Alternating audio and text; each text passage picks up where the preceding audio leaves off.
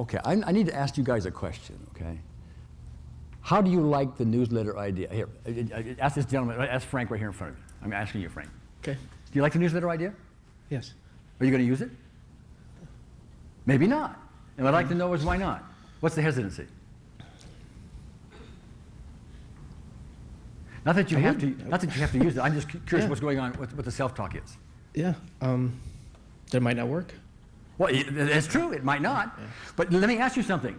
If it doesn't work, then what do? Look for another way.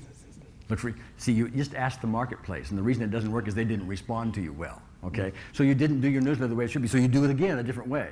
You put a different headline on it, you use different paper, you do different kinds of articles, or whatever you do. And you ask the marketplace again, and you ask the marketplace again. That's what I did with the EFT email list. I kept asking the marketplace, ask the marketplace, ask the marketplace, and they'll keep telling you. They'll keep telling you what to do, okay? Are you going to use the newsletter? I thought about it. Okay. I've been working by referral for so many years, and I don't have a fear of growing my business. Oh, okay. I don't know if I can handle any more people. Oh, all right. I might not have enough time for myself. Sure. Might not have enough time for myself. That's because you charge so much an hour, and you'd have to work more hours, and if you had more clients and so on. But I think I charge a good fee. Yeah, but you charge so much for the hour. Oh, yeah. Okay. Mm-hmm. And so if you were to make more money still, you got to work more hours. Exactly. Okay, that was one of the limits we talked about before, which doesn't necessarily have to be, okay? Mm-hmm. Okay. Let me ask you this. Let's just suppose, and you may not want to do this, but I'm just speculating for the moment so we can expand some stuff. Suppose what you would like to do is expand from where you are with the clients you have, and you'd like to go into the corporate market. And you'd like to have a job for the XYZ Corporation that gives you all the benefits and the health and the dental and blah, blah, blah, blah, that gives you $10,000 a month, and it's a firm job. Let's just say you wanted to do that. Okay. Now, one way to do that is to do a newsletter to corporations. Right. Pick out 50 or 100 corporations in the area and just start sending it out to them, sending it out to them. You only have to have one respond after a while, right? It's true. Interesting. So you can expand, and then you don't have to work so much an hour. Or you could just you could start expanding your own practice out of a newsletter where you would say, okay, I'm going to charge by the result. Okay, and so anybody who you can either pay so much an hour, or we can agree up front that I will either guarantee you your result, which we will write down what that means, for so much money. I'll guarantee your result for so much money. You have your choice, and after a while, I would wonder when you state that after you ask the marketplace how they respond to you, and whether or not what percentage of them take that. And my guess is you'll find that more remunerative as time goes on. And you will find as you ask the marketplace how you present that idea, they will tell you whether your presentation is any good or not, because you tell it by the way you responded, or by the way they responded to you. See what I'm talking about? You can expand anything you want to. Okay? Questions? Okay. Yeah, go ahead, Jean. So, if I'm understanding you, you're saying that you would send out this newsletter, and then if you got responses from it, then you would sort of like continue the way it is, and that if you didn't, you would just keep making little changes, change the headline, change whatever, and... I may continue to change the headline, make the little changes anyway, even if I got a reasonable response. I may keep changing because I'm always asking the marketplace. Because they could get any better still. It could get even better still. If you ran an ad, for example, and the first time you got 2 and you changed the headline alone, and then you got 10 responses, okay, well, that's good. But now change something else in the ad, maybe you're going to get 15 responses. Well, that's even better. You keep changing around, and eventually you get up to the point where you get, 100 responses. And after a while, you have a golden ad, don't you? You have something that you have developed over time that works and works and works and works and works, okay? And that's a very valuable thing to have. Most people just throw an ad out and say, oh, well, it didn't work. Advertising sucks or whatever. Go ahead. Back here to Jean, please. Well, I asked this question during the break, and you said bring it up sometime. Yeah. And, Yes. So this is great. It sounds, I'm real enthusiastic, but I don't really have a business. So how do you start one? Or especially if I'm not a therapist. Well, this isn't all. I happen to zero it in on No. therapists because they have a room full of That's them true. Yeah, typically. that's Okay, true. but it's not about that actually. Okay, so the question is, say it again. Well, how do you come up with something to start a business with, I Okay. guess? Really. First thing you need is a validly priced product. That's very true. Yeah. But that sounds so simple. But see, there's I tons know, of it's products out there, and it's got to be a product that you can be congruent about. All right. So I'm not going to be able to answer your question with, oh, this is what you do now. I happen to be very congruent with EFT. I think EFT is a great business to have. I'll tell you what I would do. Okay. If I was starting in business again with a money motivation, I would take EFT into the sports world. I would do that in a second. The drop of a hat, I would do that. That's the first place I would go. Why? Because it's a place that nobody's even touched. It's a place where we can do two things extraordinarily well. We can improve the performance of the athletes that are paid millions and millions and millions of dollars to strut their stuff up and down the various athletic fields and courts and so on and so forth. And we can make them heal faster when they get injured. Both of those are very, very valuable. And I would go do that. I would start sending out newsletters. I'd make telephone calls. I'd do everything I could to get the interest of the owners of these various teams. And how many are there? I don't know. How many football teams, basketball teams, baseball teams, and so on are there? I mean, your mail list is going to have a couple hundred of them at least, just for the pros, not counting the college. Okay. And I just keep at it until somebody let me in the door. Now they're going to think you're strange at this point because you want to sit there and tap on their athletes, but not everybody's going to think you're strange. That's true, but that's okay. Not everybody's going to think you're strange. You just keep knocking on the door. You just keep asking the question, and if you're congruent, people, the business owners, that own the sports teams, they know they don't know everything. They're business people. And I'll tell you what, I've had a lot of experience in the business world, and what they listen to, more so than anything else, is not necessarily your logic and your promises. They'll listen to your congruence. That's what they'll hear. They're very good at this. They're very, kinesthetic in the way they do things, many of them, okay? They will just tune into what's going on, and they'll get your congruence. How much do you really believe this? Okay? And then they'll give you an opportunity. Okay, so you don't have to have all the glib words and the poetic phraseology and stuff you think you have to have. You need to have congruence. And you go and knock on these doors and keep being politely persistent, and a lot of these doors will open. What many people do is they'll go knock on the door and they say, well, yeah, but we have a sports psychologist. We don't need that. Okay, thank you for your time. Come back tomorrow. Have another idea. Well, yeah, but I told you, Oh, okay, well, I heard that, and thank you for your time. Send them a letter. Send them another letter with some case histories, etc. Go back and see them. Call them again. After a while, as long as you are politely persistent, they're not ticked off at you at all. They admire, believe me, most of them, not all of them, most of them absolutely admire some of the persistence, because why? Behind that persistence is your congruence. It's your belief, and they're going to give you a shot at it. And all you have to do is get enough of a shot at a few of their athletes, and you're going to start having a batting average get better, a free throw percentage get better, and so on and so forth. And you're in. And once you're in, and there's a lot of money there. A lot of money. Who was I talking to earlier? Jack. I was talking to earlier. What's going to happen is the years go by. This will be routine in the sports world. You will see this in one way, shape, or form in the sports world routinely. The people who are really going to make the big money are those who are on the ground floor and have developed some reputation in it. Because after a while, after the ABC football team from the so-and-so city finds, oh, we have to be doing this tapping, they're not going to say, where's a tapper? That's not what they say. Where's a tapper? Where's somebody who knows how to do this thing? They don't want to do that. That's not what they do. Where's the one who helped Shaquille O'Neal do his free throws? Who is that person? Or who is the one that helped the so-and-so team go from 5th place to 1st place? They want somebody who's already been there and done that. They know they don't want anybody walking around, okay? So, I mean, to answer your question, you've got an opportunity in front of you that is huge, huge, okay? Go ahead. Which brings up a question for me as a newcomer to EFT. Mm-hmm. Are there more classes that would be required, me going out and just working with it? Is there certification? Is there anything that I would need to know to then go to some of these organizations, say, see, I've got this little certificate that shows that I can do this, and validate it. I'll tell you what, I'm not certified in anything.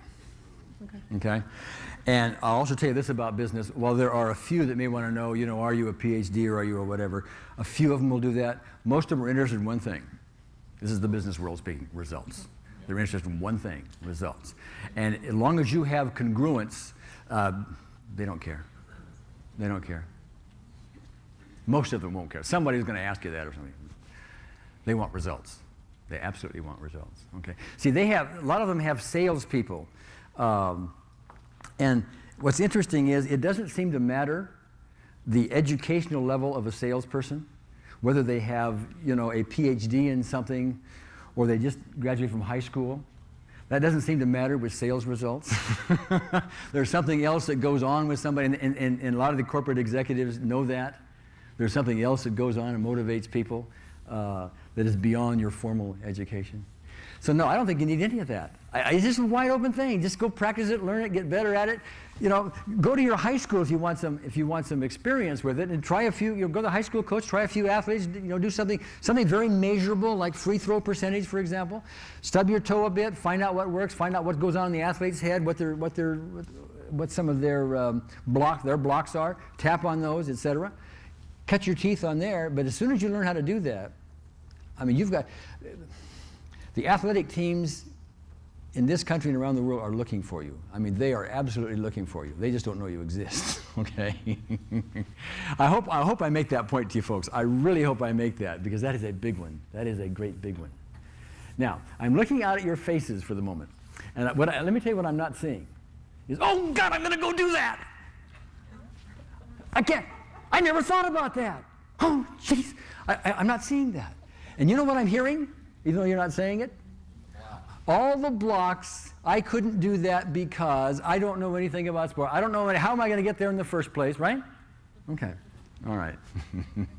Even though I have all these blocks, all right. Let me tell you, your self-talk is very expensive, and we're going to spend a lot of time on that tomorrow in the Palace of Possibilities. Go ahead. I have to disagree with you because I had an aha. You're going to disagree with me? May I, please? Because I had a thought of someone that I had seen, and a police officer who was on disability and was going to be going out and be permanently on disability. Mm-hmm. And he's going back to work, and what I used, actually I used TFT. Mm-hmm. And I just thought, good God, well, maybe I could go to the place where he works. Because the psychologist was amazed that he was able to get back to work. He had seen him when he went mm-hmm. out. I thought, well, maybe I could go there and talk with them and talk about, it's difficult to talk about one particular person, but, mm-hmm. but certainly that would be proof that something that what it did actually worked. Because he's going back, well, I got to see if it works when he goes back to work. Mm-hmm. Okay. Well, anyway, I had that aha. Well, I'm not getting the disagreement, though. What did I miss? You said you disagree. Yeah, you said you saw nobody who had the aha, and actually I had an aha, and usually I'm very expressive. That's the disagreement. Oh, you have. Oh, okay. Okay. Hmm? All right. Back here if we could. Here. Lady in the green here if we can. Hi. Why don't you do that? What don't I do to the sports? Yeah. It isn't one of my goals. My goal is to launch EFT into therapy land. That is my goal. I retired from business a couple of years ago. Money does not motivate me. You'll find that out in the Palace of Possibility. It doesn't motivate me anymore. I was just curious. Yeah. Now, I might do that. I'll tell you what would motivate me to do it. Is if I had the time. Can you hear the limit? Yes. Can you hear the limit? Okay, so you gotta listen to your own talk sometimes. Okay, if I had the time, but I'll use it for the moment. I would go out and, as a model for everybody else, go to the sports teams, go to corporations, and so on. I would do that. Okay, my motivation wouldn't be to go, be famous as a sports enhancer or something like that. That wouldn't be it at all. It would be to put on the map these techniques in a way, because see, a lot of people are saying to me, Gary, what we got to have is all this validating research, and some of that's going on currently. Okay, and my response to that is yes, we need that, but this is really going to take off the day somebody like Michael Jordan or Shaquille O'Neal or something like that starts tapping on the free throw line. And people are going to say, what the hell is that? That's when it's going to take off, when the celebrities in this world start using it and endorsing it by their own use. Okay? That's going to make it take off a lot faster than some validating research. That's my opinion. But good question, good question. And I have entertained doing that, by the way, in between my website and my email forum and talks like this and so on and so forth. But I might do it. I might do it. I've also entertained, so I'm going to mention this because I want to get your response to it, but I'm not going to promise it, okay? I have entertained writing letters to corporations, a series of letters, and it would work something like this. You, as a therapist in your own area, would have interest in dealing with corporations, okay, and all their employees. It would expand your clientele instantly and quickly, okay? But you would send me a list of 30, 40, 50 corporations with the appropriate contact person. You know, Joe Jones at the so-and-so corporate with the address and all of that. I would put that in my database, and I would do it for you and you and you and you and, you know, people in the various states of the, you know, all kinds of people around the country, and I would send out a series of letters. I would write them, okay? I would write them as maybe the founder of EFT, but I would put the case histories down. I'd put the things that me with my own business experience would it somehow expect them to respond to. I would be asking the marketplace myself as to what worked and didn't work. And I'd put at the bottom of this, your local practitioners are, or is, and it'd be whoever gave me these names, okay?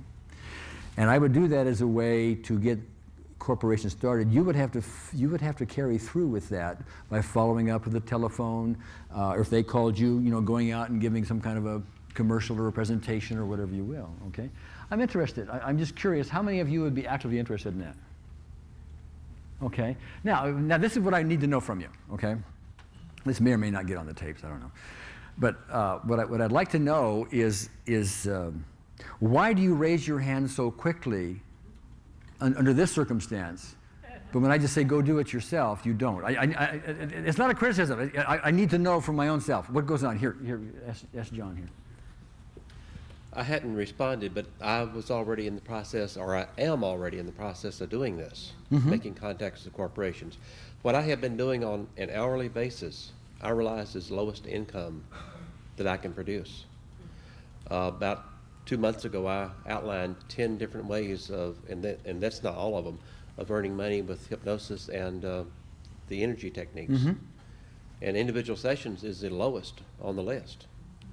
Yeah, it is. There's no question about it. Corporate is up It is close the to the lowest. top. It is the lowest. The corporates on. See, here's what you can do. You can contact these corporations and you can say, well, first of all, think about this. Many of them have their own EAP department, Employee Assistance Professional Department. It has its staff of I don't know how many people, depending on, you know, and the corporation spends $100,000, $500,000, $1 million, whatever, for this department, just for the employees and the place they refer them out to and all that kind of stuff, to help these individual employees with all their stuff. And you can outperform that entire EAP department all by yourself, okay? And that is not a light statement, okay? And that's not because you are so magnificent yourself, although you are, John, okay? It is because they aren't using the same technique you're using. You've got the paradigm shift. Typically, they don't. They've never even heard of this stuff. Right. And so, but see, it takes some marketing. You've got to ask the marketplace, you know, when you come to this strange thing, you know, who's going to buy it and not buy it, and who's going to warm up to it and not warm up to it. That's all asking the marketplace, okay? But once you do that, I mean, see, if you come to me as a corporate executive and I don't know diddly about what you do with stomach aches or trauma, okay? And you do, I know one thing. I know two things. By far, the biggest check I write every month is for those employees, typically in a business. By far. I mean, it's a whole bunch of money every month, okay? And so their productivity is important to me, very important to me. I'm spending several $100,000, maybe $1 million or something, you know, for my EAP department. You come in and show me how for $100,000 or $200,000 in a year, you can materially enhance all of it.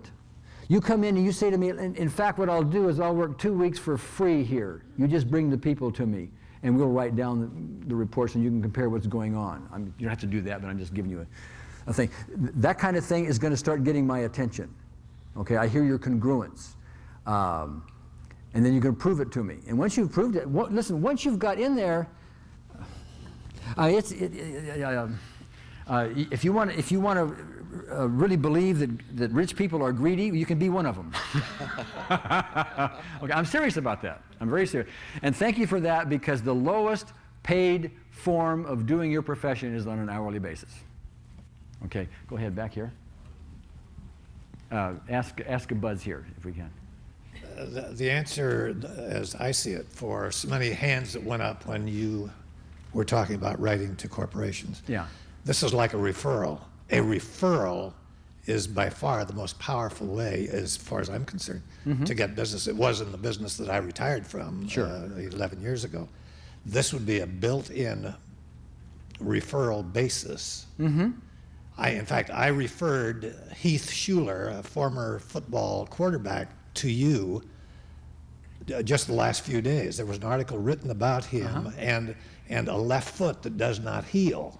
And he is limping, and he's had to retire from football. Okay. Tell you what you do. You send him over here to Lori, who'll tell her all about her nose. Yeah. Tell him all about her nose. That's right.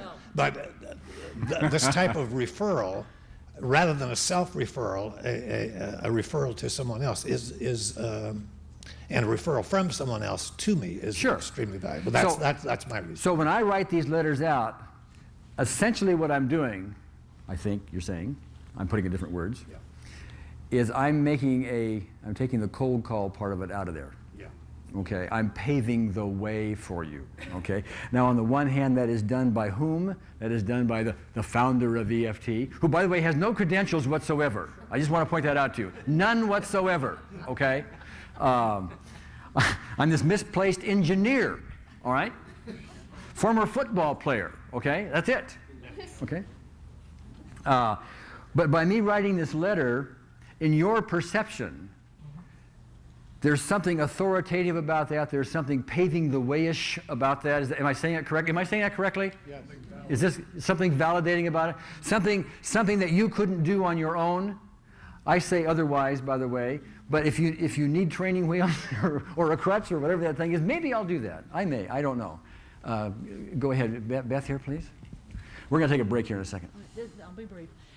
The other concern, particularly in reference to anything that in the field of therapy, is the issue of senior and peer review. And I would want people to know that I have a senior colleague who knows that I have some integrity enough that he would put a name together with mine. And I really would want people to know that I have peers who check up on me, what I'm doing. Okay, but with your review board and all the stuff that goes on with your state, none of which I'm familiar with, because I'm not talking about that. I'm talking about in terms of actual functional, practical review, not some kind licensing. of bureaucracy. I'm not talking about licensing. I'm talking about functional. This person knows what the heck I'm up to some degree, and if I refer back to this individual, and I have a network with competent, practical peers. I'm talking pragmatism only. Yeah. Okay. Whether you had that or not, that is your own inside job. That is a need you perceive that would be nice to have. And okay? I know plenty of other people to whom that's important too. Yes. From a mechanical point of view, we could simply do this together, you and I. You wouldn't even need all them. And you really could knock on some doors and talk to some people. Whether or not everybody else was supporting you or not is there because you feel you need it. And that's okay, by the way. It's for the needs of the potential clients. I have some need for that, but it's really for the clients to see it too. The corporate clients or the pay-by-the-hour clients? I may be thinking of a somewhat different population than you are. I'm not talking about pay by the hour, no. Okay. I wonder sometimes, and I don't know because I'm not in the profession as you are. Okay. But I really wonder about the credentials thing. It sucks. The credentials seem to be important to the therapist. If you look at our email referral list, do you know what people put on there? Joe Smith, PhD, trained in EFT, TFT, BSFF, blah, blah, blah, blah, blah, blah, blah, blah, blah, blah, blah, blah. It's all about their credentials. Look at it. There's credentials, okay? And all the letters behind one's name. If I'm a client, I only want to know one thing. You know, I mean, I need help with a so-and-so issue. I don't even know what all these letters mean, okay? I don't mean credential. I don't mean credentials. You're okay. talking about a separate issue. Oh, okay. Maybe we could discuss this some other time because the time is short, but I really don't mean all the boofty-doofties and all that stuff. Yeah. I mean something functional. Yeah, okay. Some credibility rather than credentials. Relationship. Yeah, sure, Relationship. okay. And I did get what you meant. I launched off into something else, so I mean, I do that once in a while, okay. We're gonna have to take, one more question here, then we're gonna take a break. Here it comes. Now, this was an answer, actually, to your question, why did you raise your hand so fast? Sure. That was just exciting to me what would be missing for me, or one of the things missing for me, was that you already have connection, you know the conversations that the business community is in, and you would actually be addressing that. So that was why I raised my hand so quickly. Yes, and sitting in your shoes for a minute, and thank you all. Am I asking the marketplace, by the way? Yes, okay. Yeah, that would, because you don't speak the language like I do. You haven't walked in my shoes for all these years. I haven't walked in yours, so we walk in different shoes, and so there's, in a way, we need to compare our experiences. But if I were to do that, yeah, I could launch things for you, couldn't I? Because I speak a language you don't.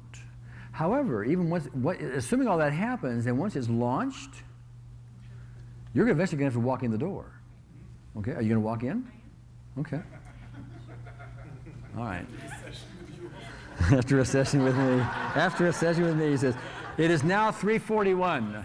Okay, well, I want to take one more question because Emmett back here had a question, and then we're going to take a little break until 4, but go ahead. In this concept, here we're talking with friends, member of the tribe, so we can talk about energy and spirituality. But when you go into a corporate environment, how would you present it? You are presuming, my good friend. Yeah, okay. That the people in the corporate environment are not into spirituality. Okay. Well, they may not be as prevalent as maybe is in this room. Yeah. But don't sell them too short. Yeah, but I mean, what things would you say or not say? I mean, if I went into a company called Service Master, which is run by fundamentalist Christians, and I start talking about energy psychology, 10 years ago, you weren't allowed to charge liquor on a business dinner. Okay. You know, there are different environments. How do you present? Well, what you do is you ask the marketplace. What you're asking me for is you want a cookie cutter already set up saying, well, you can go in and do it exactly this way, and this is what's going to happen. And there's no way to do that until you ask the marketplace.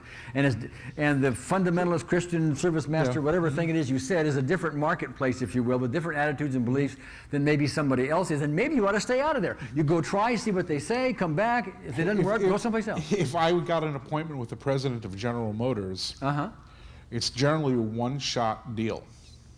Says you. How do you know that? Okay, my limiting belief. Oh, how do you know that?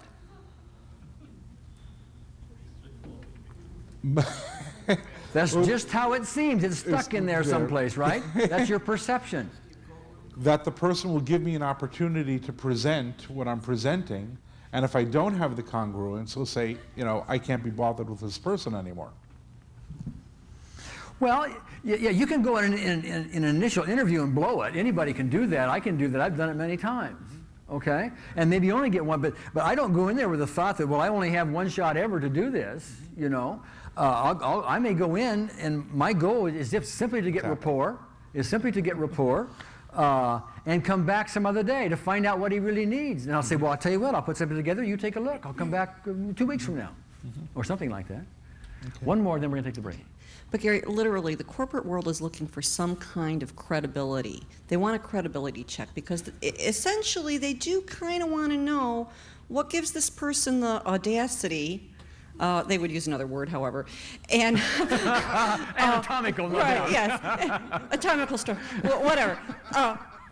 You know, what gives this person the audacity to say they have something that I've never heard of? That's all your perception about what somebody else is going to think. Again, you know, but it's all about pitching your wares. It's still we're pitching our wares. Of course, and corporate America is how used do to we that. present the pitch? I mean, what size ball do we use? Well, you ask the marketplace. You do what I've done for years. You go out and you make your pitch and you find out what works, and et cetera. Okay, you stub your toe and so on and so forth.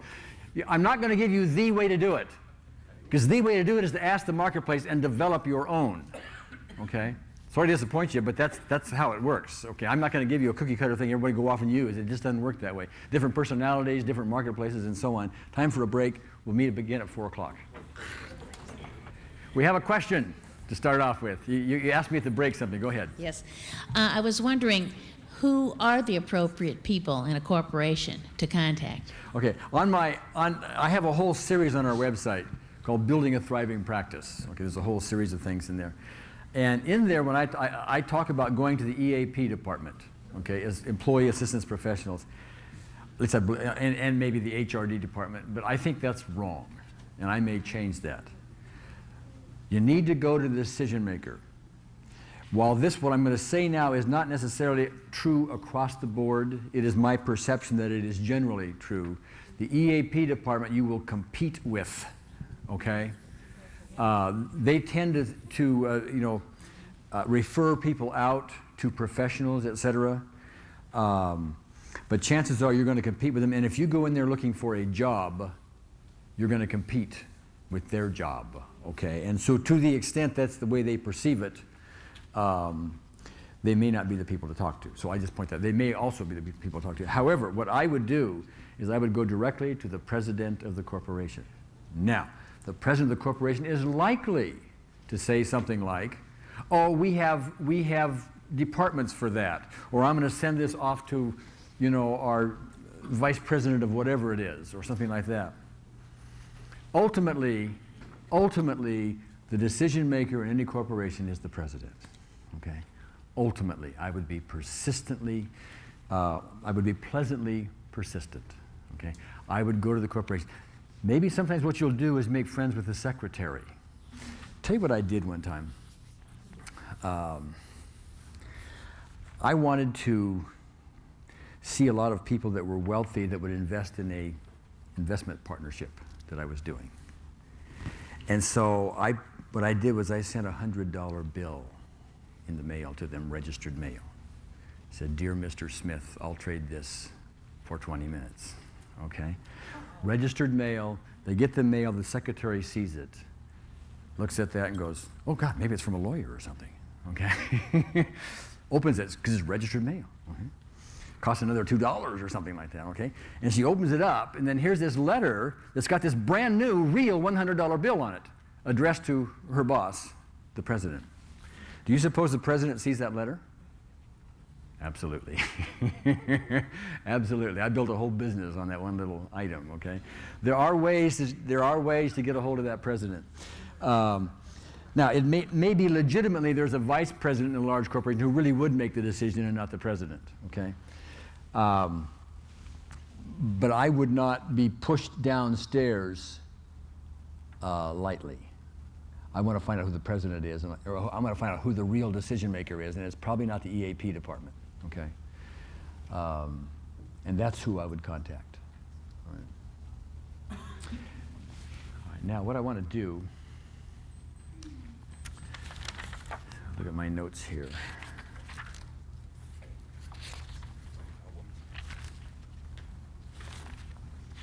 All right, I want to ask you a question. This is the question I've asked before. It's a question I ask on my email list before we brought people in here, inviting you here.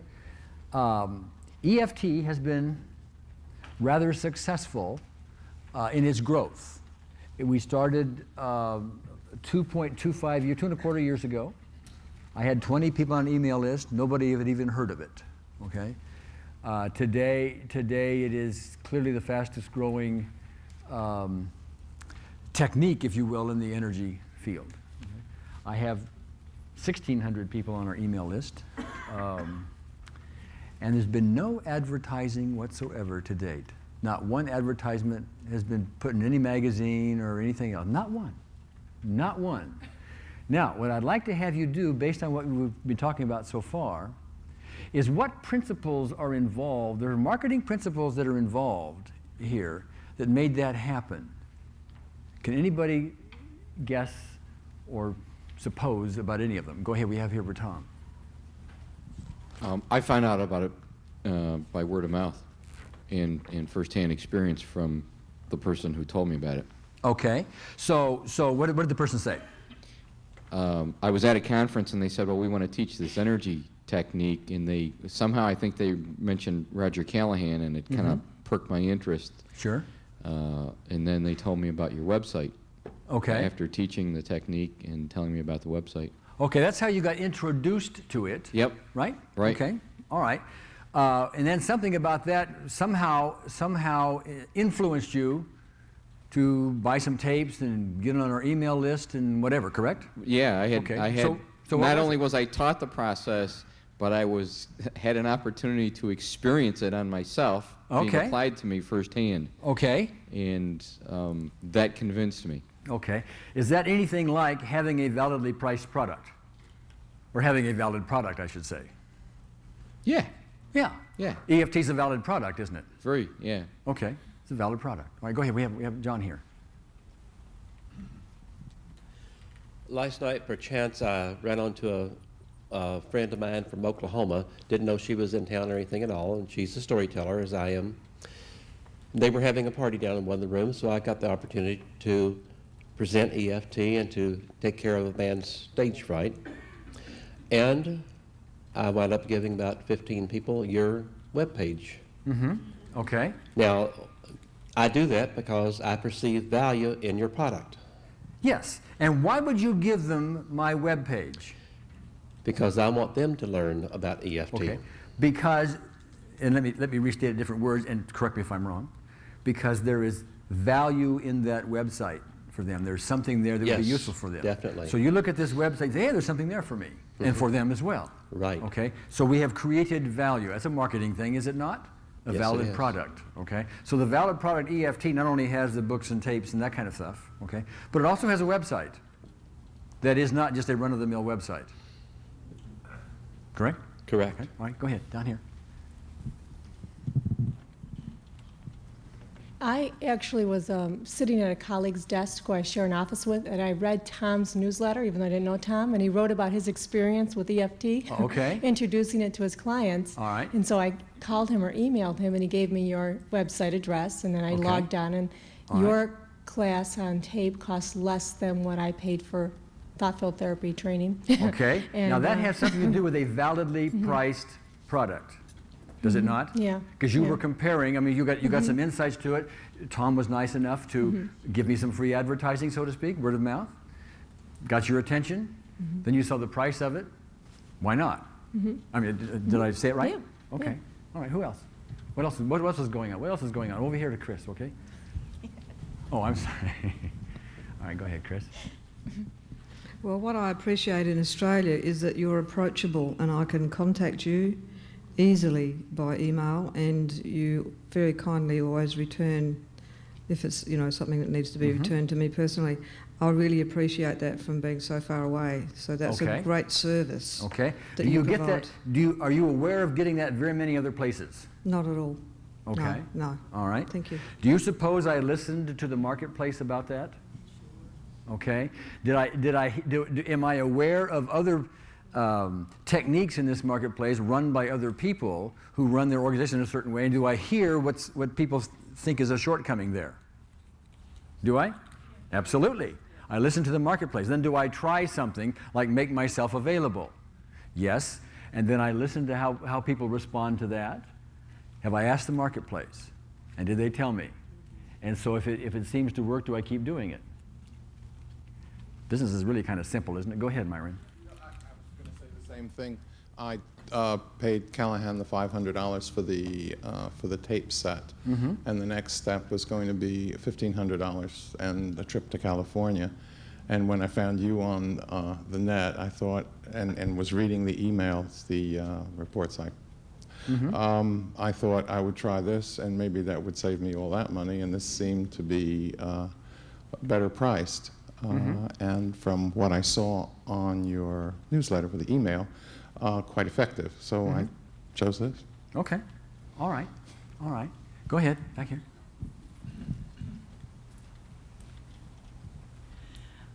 Two things. One, I think it's an idea whose time has come. Yes. And so there's a lot of excitement behind it and are moving towards it in all the energy, different kind of energy techniques. But also there's an openness, which is not quite, I think, what other people are saying, but maybe has been said here before, that it's available, you're making it available to everyone. And I'm very, very, I think, impressed by that. Do other providers of other techniques, healing techniques, make it that available? Oh, no. Okay. Do I listen to the marketplace? Yeah. Do I hear people say, oh my gosh, I got to pay so much, and then I've got to go there and I got to get a certain credential, and I can't use it unless I do so and so, I got to sign agreements and da-da-da-da-da. Do I hear people talk about that and complain? Do I listen to the marketplace? Good point. Very important. See, this is really simple, okay? We tend to want to make these things complex, but business is really simple. You listen to the marketplace, okay? Anybody else want to comment? Yeah, over here. Yeah, for me, I had heard about it from Nick Safaroulas, and then I ordered the tapes. And what really sold me on continuing this and talking about it was trust, sincerity, and that it just seemed like you really cared about what you were doing, and that what you just wanted to do was make it available. And that genuinely is where I was and am coming from. I'll also tell you, or ask you, did I ask the marketplace about that? Did I listen to the marketplace of what they were telling me? Because I've heard that comment over and over and over and over and over again, okay? So I listened to it. People like that, okay? Now, if I'm hearing something else, I'm going to shift, okay? But that's what people like. I enjoy doing it, matches well, so fine. Okay, great. Somebody else, back here to Emmett.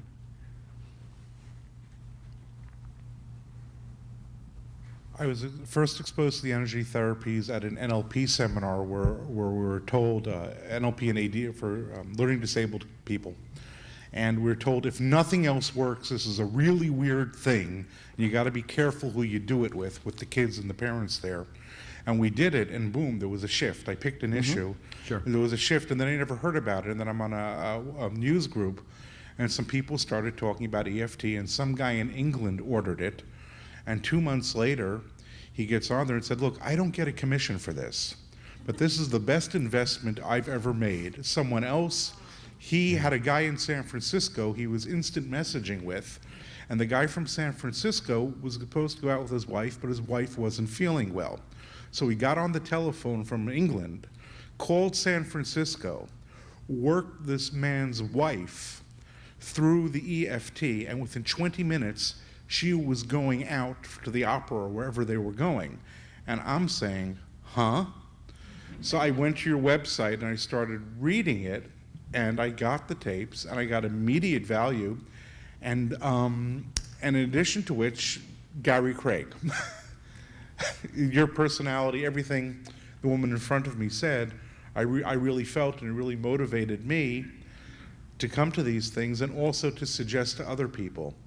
And the other thing also is the attitude that I appreciated, that this is really, it's open source code for everyone, and I don't have to worry if I want to be involved in this business, that if I teach somebody EFT, the market's going to disappear, because there's always going to be room for good practitioners who can deliver the art when people get into trouble. Absolutely. And that's something you conveyed in Las Vegas, and you can always which hit me like a boom. You can also always be a better artist. That's right. Always be a better artist. That's right. Thank you.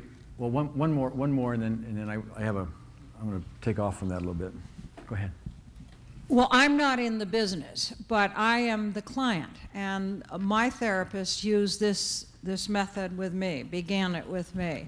So I have the empirical experience of it and the belief that it can work, but I needed credibility. So I went and ordered Fred Gallo's book on psychoenergy. Oh, okay. I read that book, and that gave me more encouragement than ever. Not only did I view the whole methodology, but I heard him, and there was congruence there, say, this is experimental. It is not absolute yet, but we have a success rate that is startling. And that's what, with my own experience, convinced me to Yes. look further into it. And listen behind those words a little bit, if you would. This is experimental, he says. That's like this ad I read earlier on here. It says, this car I want to sell is an awful green color. You know, he's telling you why it's not perfect at this point. It's more believable when you'll say that. See what I mean? Thank you very much. I want to go on a little bit more with that because there's some important things going on here. By background, I had developed EFT, probably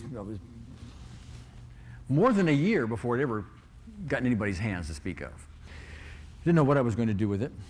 And I was selling a business and I was retiring from it, and I ended up having a couple of hundred of these EFT packages sitting in a warehouse. And I didn't know what I was really going to do with it, okay? But I thought, well, they're just sitting there collecting dust, okay? And I kept hearing people saying, well, you know, I'm beginning to learn some of these energy things, but gosh, it's expensive, and I've got to sign all these agreements and the secrecy thing, and somebody likes to sue people, and da-da-da-da-da-da. Boy, I really don't like that, and I have to do it just a certain way, and I can't veer from that, and da-da-da-da-da-da-da-da, okay? So I'm listening, and I'm hearing where people are coming from on that. I'm listening to the marketplace, okay? And it's very expensive. God, is it expensive? You know, I didn't spend that much to go to college, some people would say, you know? And so I listened to that, and then what I did was I said, well, I tell you what, nobody knows me from a load of snow, okay? Which is true. Further, I have no credentials in this field whatsoever. I'm a Stanford engineer, and that's by academics thing only. I never even was an engineer. By practicing engineer. I have a degree in it. You know, I've been in the insurance business and the investment business, okay? Now, I have quite a bit of experience in the healing business because it's been a passion of mine, but not a vocation of mine. So, you know, who's going to believe me? I said to myself for a little while. You know, I don't carry limiting thoughts too often, you know, but I said, so what I'll do is I'll just get a list of about 20 people that I knew were doing some techniques like this, and I'll just send out a little notice, and I'll say, look, I've got this set here, and we've got all these you know, 80 different people on it that were doing things on audio tape and videotape, and it's a very simplified version of what you've been looking at before, and heck, I'll just send it to you on an honor system gift basis. I'll just send it to you, postage paid, and if you like it, you know, my cost on it when you count the filming and all the other stuff that goes into it, and is there about $150? And if you so send me $150 or whatever you think it's worth, more if you want, less if you want, whatever, okay? And furthermore, you know, I'm retired, and so I'll be available if you want to call me. It'll be a resource. I kind of enjoy that, kind of stuff like that. And my perception at the time was I would have 30 or 40 therapists might want to use this over a 2-3 year period, and I'd just sit back and kind of be a resource person when they had questions, that kind of thing, okay? Well, I had that many in a month. Okay? They really liked that. Now, I asked the marketplace, and they responded quickly. And did they send in the money? Most of them, yeah. Some sent in $500. Some sent in $300. Some couldn't afford very much, sent in $50 or $100. Some didn't send anything at all, but basically it paid for itself, okay? Minor profit, if I recall it. Wasn't a big deal, okay? But I listened to the marketplace, and then I kept hearing how the marketplace really, really liked it. You know, I've taken it, and it's so easy to use, and I can teach my clients these, and I start to hear all the other things about it that people are actually doing that I thought would happen to begin with, but I never know until you take it to the marketplace. I never know that. We did this tape set, and we put it out there not having any idea how people would respond to it. Are you just going to look at it and say, oh, well, that's just kind of a rinky-dink little thing and discard it? Are you going to take it to heart? Are you actually going to use it with clients? And how are they going to respond once you do this? You know, how is all that? How are you going to respond to the fact that I have no credentials in this field? Okay? How is all that going to? I don't know. I asked the marketplace, and they came back and said, fine with us. Keep it going. Okay? So I kept it going. And as I kept listening to what was going on, I kept developing it. So I developed our email list. And as you'll recall, those of you who have been on it for a while, there was a time when I had a number of directors, we called them, about 50 directors that were on this list, and they were the ones that were going to put out all of the posts and everything, all the experience and all, and then the rest of the membership could write to the directors, and I was a director myself, and I sort of oversaw the directors, okay? And as I was doing that, I kept getting feedback by asking the marketplace, and they kept saying things like, oh, we really like it. Gosh, this is great. The wonderful thing about this came across over and over and over about this email list, was you don't tie anybody's hands. They can talk about any of the other techniques. It's not just an EFT thing. They can talk about whatever they want to talk about, and we can all expand our knowledge, etc. They really like that. The marketplace really liked that, okay? Now, let me ask you something. If you're selling, if you will, a product, which is one member of a larger group of other techniques, etc., are you likely to let in the rest of the world within your own email list and your website and everything else? Well, you will if you listen to the marketplace. You will if you listen to the marketplace. And this is a huge, huge, huge potential market. We haven't even begun with this thing, okay? And to have even a small percentage of a huge market is a sizable business in and of itself, okay? Now, the other hand is I really don't want a business. I had a business, okay? I retired. I'm not motivated by the money, okay? But I'm hearing people say, gosh, the prices are so reasonable, etc. And people are buying more and more of it, and so I'm with a new distributor now, and we're doing it in bigger volume, and so the cost is coming down, and so on and so forth. There's actually some profit in it now. But even if I charged double for what I charge for these things, it would still sell well and would be a very profitable business, okay? But anyway, that's what I want to tell you about it. All that was listening to the marketplace, and I am still listening to the marketplace. The marketplace just told me, gee, Gary, what you ought to do is go send letters to the corporatesville, okay? Well, we will see what I do about that, all right? But I listen to the marketplace. You listen to the marketplace, all right? I can't respond to that enough, okay? Or emphasize that enough. Now, let me go on a little bit. I need the microphone here for some folks. Why don't you come on over here, can we? And I'm going to ask Kathy something here, okay? All right. We're going to ask you a question nobody's asked you before, okay? All right. All right. You're a therapist, correct? Yes. Okay. Why would I come to you? I'm a potential client. Why would I come to you? Hopefully because you've heard about me from a friend of yours. Mm-hmm.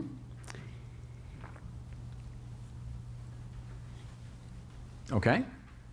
Is that enough? Because I get results. Okay. All right.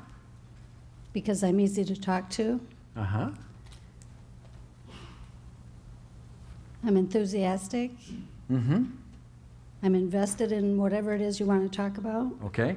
I have the fear of public speaking. Why would I come to you? Because I've worked with that in the past and have had good results. Oh, okay. Why wouldn't I go to a specialist? Why would I go to you? Why wouldn't I go to somebody who specializes in that? Because I use power therapies. I don't know what that is. Oh, okay. Because we get results quickly. How do I know that? You're not a specialist. You see, if I had my choice between you and John over here, who's advertising as a specialist in the fear of public speaking, who might I go to? If I'm just looking at the yellow pages, here's John, here's you. Here's you who's a nice person, easy to talk to, and you do all these really nice things, and you take care of this, and John says, I specialize in the fear of public speaking. Who am I going to go to? John. Okay, just curious. All right, all right. Suppose I have migraine headaches. Who am I going to go to? A migraine headache person. Probably, if I have a choice of that. Now, what I did one time is the fear of public speaking is probably the most prevalent fear in the world, if not America anyway, okay? At least it's given that billing anyway. It's a very prevalent thing. And I looked through the San Francisco yellow pages for psychotherapists, psychologists, etc. And I tried to look for somebody that would help me, presuming I had a fear of public speaking. You know how many I found? Zero. Not one of them advertised for the fear of public speaking. Not one. What they did say was, we have several doctors here, and and what we treat is trauma, phobias, guilt, grief, okay? And I look at that, and I don't see the fear of public speaking on there. Now, maybe that's a phobia, okay? But I may not know that as a client, okay? I don't see that. I don't see that any place. But what I do see is here's somebody who like treats everything but specializes in nothing, you know? So okay, so where's my specialist? Who's going to help me? Okay? If I found an ad there that said, I specialize in the fear of public speaking, who's going to likely get my telephone call? That person, because that's speaking to me. Remember when we talked about this so-called ad that said, "Dear Betty, I love you very much." What was the headline? It was "Dear Betty." And why was it effective? Because it spoke to Betty. Okay? Betty was crazy about the headline. Okay? The person with the fear of public speaking is going to love the headline that says, "Get rid of your fear of public speaking," or "Rapid relief for fear of public speaking," or however you want to phrase that. Okay? Most people do not specialize. Now, with that, we're going to take a real quick break while we change tapes. Okay, just before we change the tapes, I was talking about specializing, like the fear of public speaking. One of the objections you might have in your self-talk, because I know what you're thinking, okay, is, well, if I specialize in the fear of public speaking, I have now narrowed myself and all the other things I can do. Gee, nobody's going to come to me for those things, okay? Well, that may be true, but there's a way you can do both, okay? Now, when you run an ad in the Yellow Pages, it's from a practical matter. It's a little difficult to run, because it's inexpensive to run an ad specializing in a different ad for specializing in different things. However, ads that you run in newspapers, ads that you put out on bulletin boards, ads that you write in newsletters and things like that, you can be a specialist in just about anything you want. You can be a guest speaker at the Rotary Club, for example, and talk about your specialization in the fear of public speaking. Then you can go to the Kiwanis Club and talk about your specialization in rape trauma. And then you can go someplace else and you can write a column for the local paper or something about your specialization in Vietnam War veterans. And you go to somebody else and about your specialization in headaches or breathing-related problems, or whatever else you want to do. You can be a specialist with these techniques in anything you want to, okay? Because with EFT, you use the same process for everything, do you not? You can be a specialist in sports performance, can you not? Okay, very easily. You can be a specialist in sports performance. Furthermore, you can guarantee your results or your money back. You can do that if you want to. Again, you need to have an agreement with people about what you're going to provide and what will satisfy that guarantee. So what could you not specialize? You can specialize in everything. The fact that you specialize in 2 or 3 things and somebody happens to know you specialize in 2 or 3 things, so what? It's immaterial. And so what you can do is you can take the major things that people have issues with, fear of public speaking being one, okay, and trauma being another, but you can be very specific, because trauma to some people, well, okay, I had rape trauma. I mean, that's very special to me. I'm not a Vietnam War veteran. I didn't have a car accident. I had this other event, and that is very important to me, and I want somebody who specializes that and understands it and so on and so forth, okay? So you can be a specialist in that, okay? And as long as you are a specialist in these things, you're going to stand out. And people, that's Dear Betty, okay? You are speaking to those people, and you can specialize with these techniques in anything you want. Now, I see a big smile back here. I need to know what's behind it. Can we have a microphone here? Go ahead. What right here. What is your smile? I don't think we want to go there, but just thinking about being a specialist in many, many Oh, okay. Our minds are going in other places, is that it? Yeah. Okay. Well, I had this way of, Like this. There you go. Yeah. Yes, ma'am. We need the microphone here. Oh, a race. See how popular you are? Yes. Yes. I have 2 questions related to that. One is the congruence question. Yeah. I mean, I don't feel like a specialist in all of those different things. So it feels like a lie to say that I am. Okay. And then don't do it, because that's going to screw up your congruence, and that's one of the essential parts of all of this, okay? But is there anything you could be a specialist in you would be congruent about? I don't know that yet. Okay, are you brand new at EFT? Am I what? Brand new at Yes. EFT? Oh, you Yes. are. Okay, so Yes. it'll be a while before you get that congruence. Right. Okay, so you have to watch this tape down the road a little way. Okay, after you've got that, because see, after you have a number of cases under your belt, and you start taking care of some stuff, believe me, compared to conventional techniques, you come in with somebody, you know, with an accident trauma, for example, and you take care of it, in a session or two, or a minute or two, depending on what it takes. You have just become a specialist compared to all the rest of conventional therapy, because it's going to take them forever, weeks, months, and years, probably to do very little compared to what you will do. Okay. But you don't know that yet. Right. But once you have an experience like that, you are a specialist compared to the vast majority of everybody else, in the healing field. Okay. Okay. That's just my words for the moment.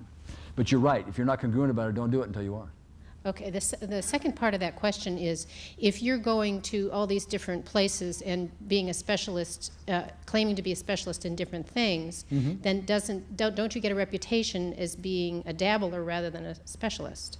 I don't think so.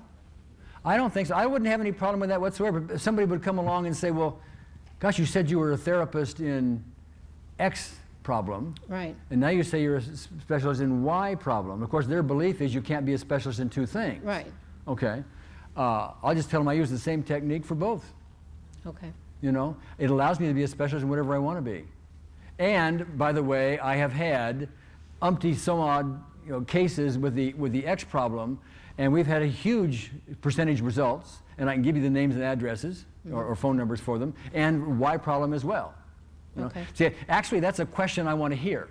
Because somebody's saying, well, how can you be a specialist in both? That's a beautiful question, because what they're really saying is, gee, I'm kind of interested in how you do that. You may perceive it as saying, well, I don't trust you, But let them ask the question, and then give them all the reasons why, because they've just said, hey, I'm interested. Okay? That's my take on it, okay? Go ahead, back here to... Go ahead. Well, I decided what I want to specialize in, and that gave me focus, so that I had to focus on that one area, which was weight loss at the time. Okay. And then I talked about it a lot. This is my specialty. This is what I want to be my specialty. And what I found was other hypnotherapists referred to me for weight loss because it intimidated them, or they didn't feel they were as good at it. Then from there, I thought, well, now I can specialize in smoking cessation because I've got the weight loss down. And the same thing is happening. People, no one's questioned it. No one said, well, you were specializing in weight loss. What do you mean now you specialize in Yeah, this? we only think people are going to question these things. It's a manufacturer in our own mind. It's a passenger on our bus, or it's a writing on our walls, or whatever. It's a perception that we have. People really don't do that. Okay, and if they do, it's really kind of rare. Okay. And I don't hesitate to send someone to someone I know would help them if they have a migraine. And Sure. what I find is I get referrals from those people that I Yes. send to somebody else. And I'll tell you what would really be interesting, and you might want to try, if you had a newsletter, these people that are referring it to you, you could say, you could write a little thing in your newsletter about Madeline Jones, who's been referring to you, and talk about some of her skills and her name and address. Is she going to send more people to you? Yes. That's a good And idea. might people go to her that wouldn't be going to you? Well, maybe, but now you're a specialist, you see. And are you going to get a business from other therapists, perhaps? Sure. And can you put them, in your newsletter? And can the whole thing expand that way? See, that's sort of like the EFT thing, where what I did is I encourage people to come in and talk about all the other techniques, which is a way by the same thing. See, that way we have this great community, this camaraderie that goes on. So we go to Las Vegas for these conferences and stuff. We're all friends. We're not sitting there playing tug of war, and the whole thing grows. I mean, how many were in Las Vegas? Anybody here in Las Vegas? There's a few in Las Vegas. Wasn't there just a marvelous camaraderie thing going on? Everybody was pulling together, even though we had, quote, competing things. They weren't really competing. We just kind of thought that we would think that if we were going through the normal channels, okay? But you listen to the marketplace otherwise, okay? Other question? Okay. Now, I want to spend a little time on ads, because I'm going to talk about ads, okay? I just wrote down, when I was on this airplane and I was talking to these other two ladies that I was mentioning to you at another time, I was writing some notes also on dreams into dollars. And so I wrote down some sample ads. I should say some sample headlines, okay? So let's talk about ads for a moment, and let's talk about what typically is the most important part of an ad, which is the headline. The headline is basically the ad for the ad. People see the headline on the ad, and that entices them or not entices them to read further. If that headline doesn't grab them, doesn't say, hey, this is for me somehow, they're not going to read any farther, okay? And so I put the following down. You can write these down if you want, but these are just kind of like suggestions, okay? A headline might be, the almost perfect therapy. Okay? Now, do I know if that would work or not? Yes or no? No, because I haven't asked the marketplace, have I? Now, I happen to think it has some features in it that may well fly, but I don't know till I ask the marketplace. And one of those features is the almost perfect therapy. Interesting, huh? Isn't that sort of saying we have something that's a little imperfect? Isn't that saying we're being honest up front? Okay, a little bit. It'll say that to some people. The almost perfect therapy. And so if somebody is interested in therapy in general, not the specialization kind of thing, okay, that'll get their attention. And the purpose of the headline, of course, is to get their attention, to get them to read what else is there. So it's got to speak to whomever's interested. And who's interested in that? People who have gone to therapy before, heard all the valid claims, and come out with very little or very nothing. Very little or nothing, okay? But here's the almost perfect therapy. Well, okay. I propose it to you as something that you could put out there and see what worked for. Now, here's another one. 50% relief for, and now you can fill in your specialty. Nightmares, headaches, whatever you want to put your specialty in there for. 50% relief for blank. Okay? Now, are we likely to get a higher percentage than that? Yeah, probably. But if we put in too high a percentage, are we going to go beyond our believability? You know, people won't believe it if we say 97%. Now, somebody may, and you may attract some, but I'm saying that's a believable part of it. Now, what is the right number to put in there? 50%, 60%, 80%, 40%? What's the right number? Who can tell me? The marketplace will tell you. That's right. You can put this ad out there and you get so many results. Try the ad again and this time put a different number in. You change one thing in the ad and one thing only. You don't change the offer, the phone number, the name, anything else. You just change one thing like the ad. You change one word in the ad or the headline, I mean. You change one word and you see how well that does. Because you want to make sure that what you're testing there is the value of that headline and not the rest of the ad. If you change 3 or 4 things and you get better or poor results, you don't know what did it. You don't know what did it. Let me tell you something interesting. There was an ad put in a long time ago. It was some people had a cottage in the Redwoods. It was a bed and breakfast kind of thing. Okay, so they put the same ad for years in the same magazine in the same place that said cottage in the Redwoods, and the price was so much or whatever it was. Okay, and so people would respond to that. And they sort of broke even for years with this cottage in the Redwoods. Broke even, okay? One day they changed the ad and they changed one word in the ad. It wasn't a cottage in the Redwoods. It was a cabin in the Redwoods. Oh. It tripled the response. I don't know why. Frankly, I prefer cottage. Myself, I prefer cottage. I would rather go to a cottage in the Redwoods than I would a cabin in the Redwoods. But you see, it doesn't matter what I think, and that's really important. It really doesn't matter what I think. It matters who thinks? The marketplace. And so you ask the marketplace, and that one little word tripled the response. And now they have a very profitable business with their cabin in the Redwoods, okay? Tripled the response, okay? So you could put an ad out that says 50% relief for blank, whatever the thing is, and you can make it 70% another time, and you want to look at the results. One result may give you 15 responses, one may give you 47, or it may give you 5. Okay, and so you want to look at those results, and what was the difference? So you want to keep playing with it, and massaging it, and making it, adjusting it, making it a little better, and eventually you'll get the right formula down. This is very important. It's very easy, but it's very important. Okay. I also had here underneath 50% relief for, put your own blank in, the following subheading. Subheadings are often very useful. It says here, new, painless, no drug procedure often works while everything else fails. New, painless, no drug procedure often works where everything else fails. Now, who does that speak to? It speaks to people who have gone to all kinds of people for whatever their issue is. They haven't gotten any relief to speak of. Here's something that talks about 50% relief. Well, maybe it'll work for me. And it often works where everything else fails. Is that speaking to me for that particular client? Yeah. Yeah, it speaks to me. Am I going to do something about it? I don't know. It depends what the rest of the ad says and so on, you know. But we're talking about headlines only for now to give you the idea of this.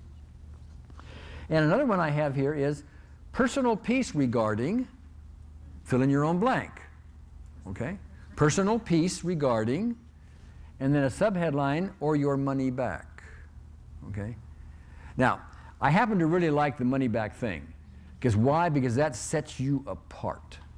That says, unlike all the rest of the people in the healing communities, you're going to stand behind it. You're going to get this thing done, or you're going to give them their money back.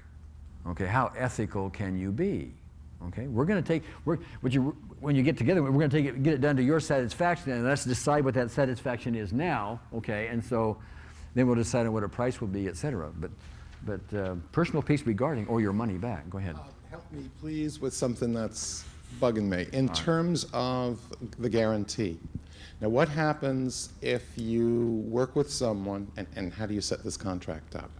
And you get a success rate, okay, with a phobia or something.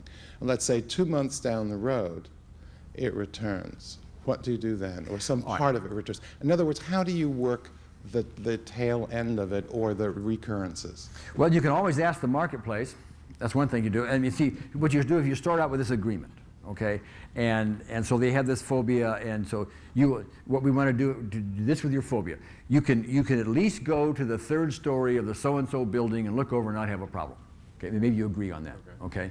And so you do that. Now, if it happens to come back, by the way, which is rare, okay? If it happens to come back, it's probably some other aspect come back. They went to a taller building, or they went to a different kind of building, or there were some other people around, they had some feeling about some other person, if some other aspect comes up. Well, yeah, bring them in, do it for free. No big deal. You'll get referrals that way, okay? That's fine. Most of them aren't going to do that, okay? They're not going to come back, because it's not going to, you've already written it down, and they've gotten it, and chances are they've gotten some other things as well. Okay, they are not as afraid of public speaking as they were as they used to be. Okay. Yeah, the congruence. Yeah, and congruence, sure, all of that.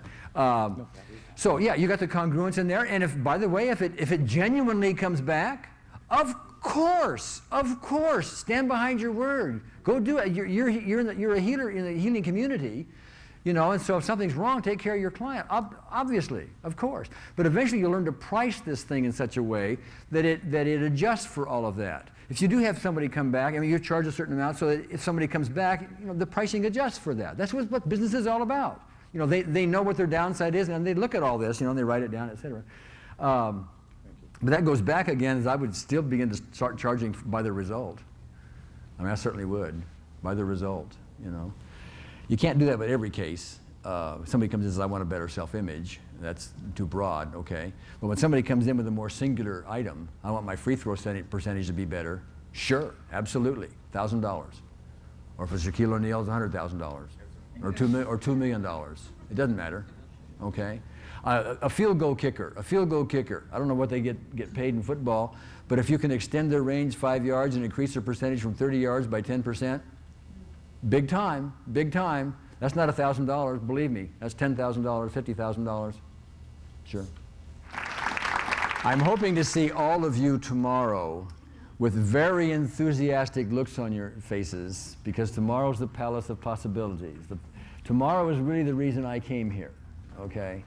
Tomorrow is when we put lots of things together. Tomorrow is we start to look at a lot of the issues we had difficulty with here, you know, such as, you know, how do I get beyond my own money blocks and so on and so forth.